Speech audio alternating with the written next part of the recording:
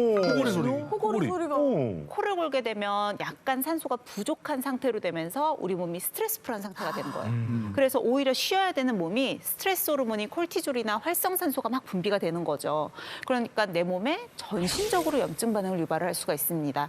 그래서 실제로 좀 조사를 해보고 많은 연구에서도 일주일에 5일 이상 코를 고는 습관성 코골이 환자의 경우에 일반인보다 체내 염증 수치가 무려 2배 이상 높았다는 연구 결과도 있고요. 코를 곤 사람들이 두 배. 그렇죠. 이 수면 무호흡증이 있는 환자 역시도 수면이 고른 일반 대조군보다 염증 수치가 높다는 연구 결과들이 왕왕 있습니다. 이야. 두 번째는 제가 준비했습니다. 네. 이번에도죠. 한번 들어보시고 무슨 소리인지 한번 맞춰보세요. 네.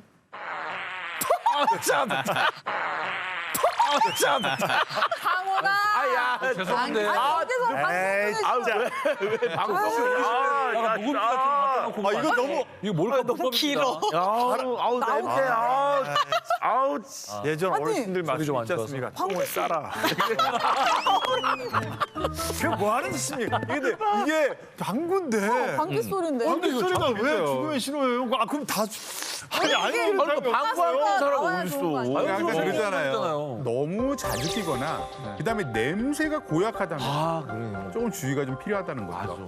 우리가 흔히 알듯이 장에는 유익균과 유해균이 있잖아요. 근데 유익균이 떨어지고 유해균이 늘어나는 이것도 일종의 염증이거든요. 그래서 이러한 방귀의 습관과 변화와 함께 보고요.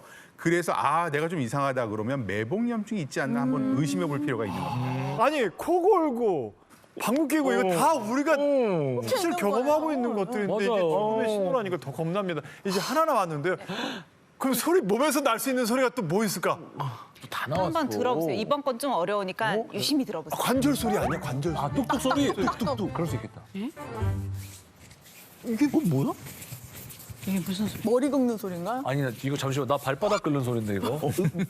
무좀이 있을 때 발바닥 이렇게 뒤에 이렇게 가려울 때 썩어가는 거. 이거는 피부다, 피부. 피부.